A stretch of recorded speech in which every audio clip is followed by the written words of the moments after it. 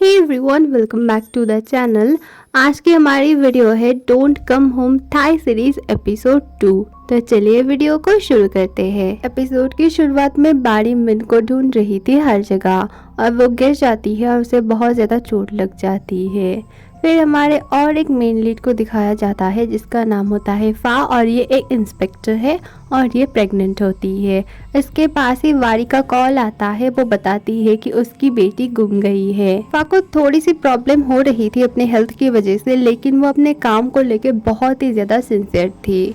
वो जैसे तैसे करके जाने लगती है और अपने टीम को कॉल करके बुलाती है बारी के घर में। बारी को फा पसंद नहीं आती है क्योंकि उसे लगता है कि ऐसे एक हेवीली प्रेग्नेंट औरत कैसे उसके बेटी को ढूंढेगी। फा बारी के फेस को देख के ही समझ जाती है कि उसे उसके हस्बैंड ने मारा है क्योंकि उसके फेस पे ना बहुत सारे दाग थे। फा उसे कंप्लेन करने के लिए बोलती है। बारी बोलती है ये कुछ भी नहीं है, बस एक छोटा सा एक्सीडेंट है, तुम बस मेरे बेटी को ढूंढ दो जल्द से जल्द। वहाँ अंदर आके आस पड़ोस में देखते देखते टूटी हुई झूमर की तार देखती है और नीचे देखती है फर्श टूटी हुई है और जली हुई है। वो समझ जाती है ऊपर से कभी वो झूमर गिरा था। वहाँ सारी डिटेल्स पूछती है। बारी अपने बारे में और अपने बेटी के बारे में सब कुछ बताती है, लेकिन अपने हस्बैंड को मेंशन नहीं करती है। बोलती है हम अब साथ नहीं रहते हैं तो उनका नाम मेंशन करने की कोई भी जरूरत नहीं है। वहाँ पूछती है रात को कितने बजे तुम्हारी बेटी गायब हुई थी। वो बोलती है 3:15 में। वो पूछती है तुम्हें एग्जैक्ट कैसे पता। बोलती है असल में तब ना घड़ी में बेल बजा था और वो देखती है घड़ी तो तब से रुकी हुई है। वह बोलती है वाओ, बहुत ही ज्यादा अमेजिंग बात है कि तभी से घड़ी चल नहीं रही है। बारी अपना बयान देती है। वो अपनी छोटी सी बच्ची 5 साल के मिन को लेकर बैंकॉक से कुछ ही दिन पहले यहाँ पर रहने आई है। कल रात को वो अचानक से गायब हो गई। वो नीचे थी और ऊपर से चिल्लाने की आवाज आई। वो जब तक जाती दरवाजा बंद हो चुका था और दरवाजा बंद होने से पहले मिन की जो बेड थी ना वो ऊपर की तरफ चली गई थी। फिर जब सब कुछ शांत हो गया, फिर जब दरवाजा खुला बेड नीचे गिरा और वो टूट गया। फा को टूटी हुई बेड तो दिखती है लेकिन वो वारी के बातों में विश्वास नहीं कर पाती है। नॉर्मल किसी भी इंसान के ऊपर ऐसे विश्वास नहीं किया जा सकता है क्योंकि एकदम नेचुरल बात नहीं है कि बेड ऊपर उठ गया था। फा मिन के फोटोज मांगती है लेकिन वारी बोलती है मेरे पास नहीं है, असल में उसने तो अपना फोन फेंक दिया था। वो बोलती है मेरा फोन गुम गया है पुराना वाला और इस फोन में नहीं है। फिर फा पूछती है सोशल मीडिया पे तो तुम हो ना। वो बोलती है नहीं। फा समझ जाती है वो कुछ छुपा रही है। पुलिस की टीम आती है। यहाँ पर दिखाया जाता है ते को और ये फा के अंडर काम करता है, उसका जूनियर है और फा का बेस्ट फ्रेंड भी है। वो लोग रूम के कुछ फोटोज वगैरह लेते हैं और मिन का एक टूथब्रश मिलता है, उसे भी डीएनए टेस्ट के लिए ले जाते हैं। फिर वो लोग बाहर जाते हैं और बड़े से जेंटल रूम को देखते हैं।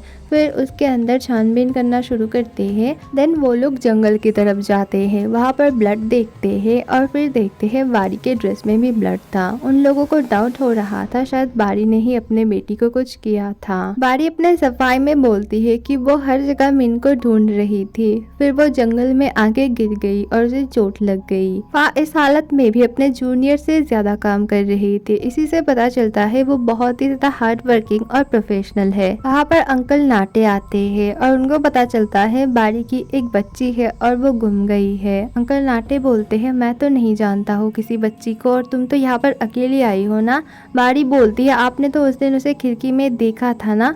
वो बोलते हैं नहीं, खिड़की में मैं कुछ और देख रहा था। अब पुलिस की टीम को लग रहा था शायद बारी झूठ बोल रही है या फिर इमेजिन कर रही है, उसके साथ कोई भी बच्ची नहीं आई है, वो शायद यहाँ पर अकेली ही आई है। बारी बार बार रिक्वेस्ट करती है प्लीज मेरे बच्चे को ढूंढ दो और ये देख के ना फा को थोड़ा सा बुरा लगता है क्योंकि वो भी एक माँ है, इसलिए वो अपना नंबर लिख के उसके पास छोड़ जाती है और बोलती है मैं तुम्हारी हेल्प करने की कोशिश करूंगी। अंकल नाटे को बारी पर कोई भी विश्वास नहीं हो रहा था लेकिन वो बहुत ही ज्यादा रो रही थी, इसीलिए वो बोलते हैं मैं आस पड़ोस में सबको बोलूंगा और ढूंढने की कोशिश करूंगा अगर तुम्हारी कोई बच्ची होगी तो। फा सोचने लगती है कि वो बारी की हेल्प कैसे करे। फिर से याद आता है कि बारी ने उसे बोला था बैंकॉक से आते वक्त वो एक गैस स्टेशन में रुकी थी और पास ही के एक ग्रोसरी स्टोर में भी गई थी।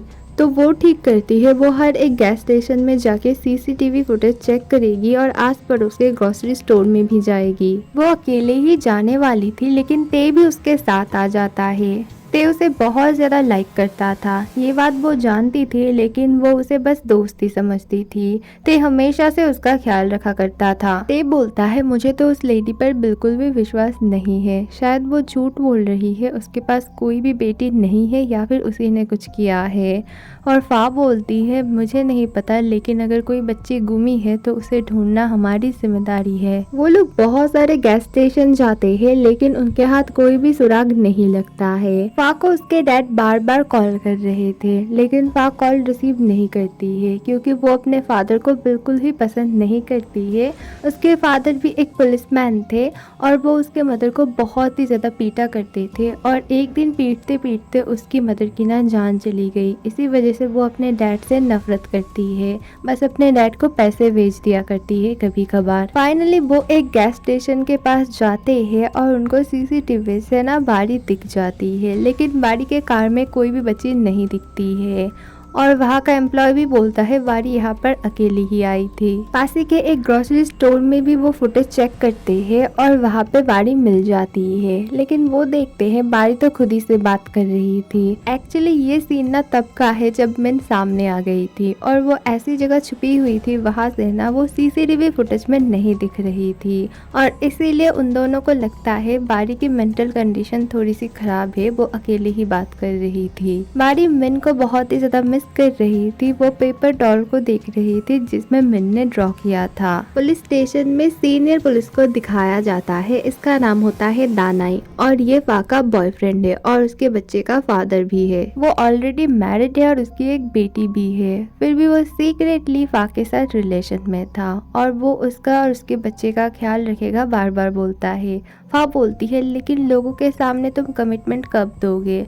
तभी वो चुप हो जाता है। दानाई फा और उसके बच्चे से प्यार करता था, लेकिन लोगों के सामने अपने रेपुटेशन की वजह से एक्सेप्ट नहीं करता था, पर लोगों को पता था कि उन दोनों में सीक्रेट अफेयर है, और ये लेके बहुत ज्यादा दानाई और फा को लोग क्रिटिसाइज करते थे। ज्यादातर फा पे बात आती है, लोग बोलते हैं कि उसे प्रमोशन चाहिए था जल्दी जल्दी, इसी वजह से उसने एक एक्स्ट्रा मैरिटल अफेयर रखा दानाई के साथ और उसकी मिस्ट्रेस बन गई। बट बात ऐसी नहीं थी। दानाई ने उसे प्रॉमिस किया था कि वो अपने वाइफ से डिवोर्स लेके उससे शादी करेगा, लेकिन वो अपनी बात नहीं रख रहा था, इसीलिए फा उस पर बहुत ही ज्यादा गुस्सा रहती है हमेशा। पुलिस स्टेशन में दा को लेके सब लोग बुरा भला बोलते थे, लेकिन ते हमेशा उसके लिए स्टैंड लेता था और दूसरों से लड़ता था। वह अकेले छुप के बहुत ही ज्यादा रोने लगती है, उसे बहुत ही ज्यादा टेंशन हो रही थी अपने बच्चे के लिए। वह सोशल मीडिया में बाड़ी के बारे में सर्च करती है, उसे उसके बारे में इंफॉर्मेशन मिल जाती है और मिन के बारे में भी सारी डिटेल्स मिल जाती है। वो समझ जाती है बाड़ी सच बोल रही है,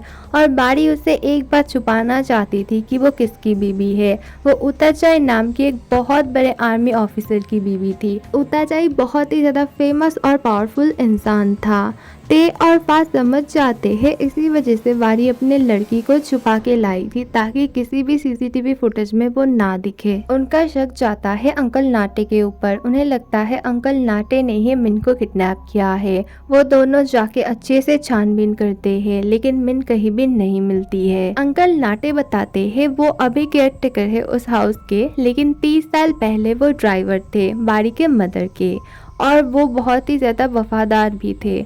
एक दिन उस घर में कोई लेडी घुस आई थी और उसी ने कांच मारा था उनके आंखों में, और फिर उनका एक आंख ना खराब हो गया और वो लेडी वहां पर मर भी गई थी। और फिर बाड़ी की मदर उसे लेके वहां से बैंकॉक शिफ्ट हो गई, और इससे 1 साल पहले भी बाड़ी की एक सिस्टर और उसके फादर की मौत हो गई, जो कि बाड़ी की मदर की बायोलॉजिकल डॉटर थी। फोटो एल्बम में फा को बाड़ी की एक बचपन की फोटो भी मिलती है। बाड़ी मिन की वजह से बहुत ही ज्यादा परेशान थी और वो बहुत ही ज्यादा ड्रंक थी। इधर उधर घूमते घूमते उसे 2 फ्यूनरल फोटो मिलती है। फा उसे कॉल करके पुलिस स्टेशन में बुलाती है। बाड़ी पुलिस स्टेशन में अंकल नाटे से मिलती है। वो बार बार पूछती है, क्या मेरी मिन मिल गई, क्या मेरी बच्ची मिल गई, लेकिन अंकल नाटे कुछ भी नहीं बोलते हैं। वो अंदर जाती है। फा और ते ते उसे सारे सीसीटीवी फुटेज दिखाते हैं और बोलते हैं यहाँ पर कोई भी बच्ची नहीं है। वो बार बार बोलती है मैंने इसे छुपा दिया था पीछे। फिर एक जगह वो वीडियो में देखती है कि वो खुद से ही बातें कर रही है।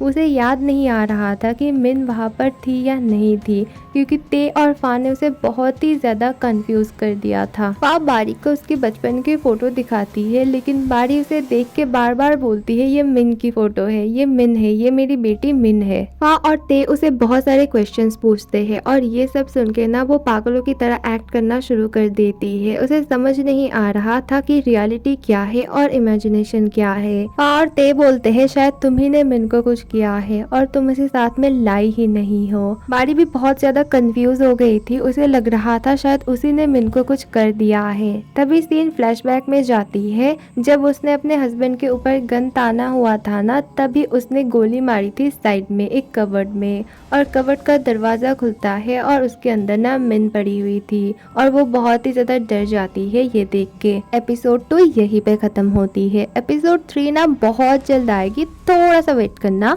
Thank you for watching, bye.